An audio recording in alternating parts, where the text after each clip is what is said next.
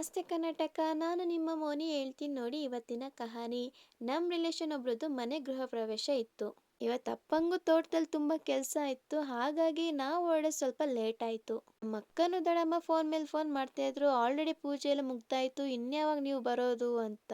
ಇದ್ರ ಮಧ್ಯದಲ್ಲಿ ನಮ್ಮ ಅಣ್ಣ ಬಾರೋ ಕಾರಲ್ಲಿ ಹೋಗೋಣ ಅಂದ್ರೆ ಇಲ್ಲ ನಾನು ಬೈಕಲ್ಲೇ ಬರ್ತೀನಿ ಅಂತ ಹೋದ. ಹೆಲ್ಮೆಟ್ ಹಾಕೊಂಡಿದ್ದಿಲ್ಲ. ದಾರಿ ಮಧ್ಯದಲ್ಲಿ ಪೊಲೀಸ್ನ ನೋಡಿ ರಿಟರ್ನ್ ಬಂದು ಹೆಲ್ಮೆಟ್ ಇಸ್ಕೊಂಡು ಹೋದ.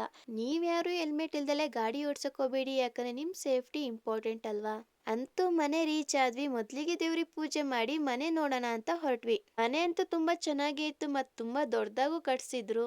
ನನ್ ಮನ್ಸಿಗೆ ಬಂದಿದ್ ಪ್ರಶ್ನೆ ಒಂದೇ, ಇಷ್ಟ ದೊಡ್ಡ ಮನೆನ ಡೈಲಿ ದೊಡ್ಡಮ್ಮ ಹೆಂಗೆ ಕ್ಲೀನ್ ಮಾಡ್ತಾರೆ ಅಂತ. ಮನೆ ನೋಡ್ಕೊಂಡು ನೆಕ್ಸ್ಟ್ ಊಟಕ್ಕಂತ ಹೊರಟ್ವಿ. ಮನೆ ಹೇಗ್ ಚೆನ್ನಾಗಿ ಕಟ್ಸಿದ್ರು ಅದೇ ರೀತಿ ಊಟನು ಸಖತ್ತಾಗಿ ಮಾಡ್ಸಿದ್ರು. ಆದ್ರೆ ಊಟದ ವಿಡಿಯೋ ಮಾಡಕ್ಕಾಗ್ಲಿಲ್ಲ. ಮನೆ ಗೃಹ ಪ್ರವೇಶ ಮುಗಿಸ್ಕೊಂಡು ಡೈರೆಕ್ಟ್ ನಮ್ ದಡಮ್ಮ ಮನೆಗೆ ಹೊರಟ್ವಿ. ಸೊ ಈ ವಿಡಿಯೋ ನಿಮಗೆ ಇಷ್ಟ ಇದೆ ಅನ್ಕೊಳ್ತೀನಿ. ಮುಂದಿನ ಕಹಾನಿ ಜೊತೆ ನಿಮ್ಮನ್ನ ಭೇಟಿ ಮಾಡ್ತೀನಿ. ಬಾಯ್ ಬಾಯ್.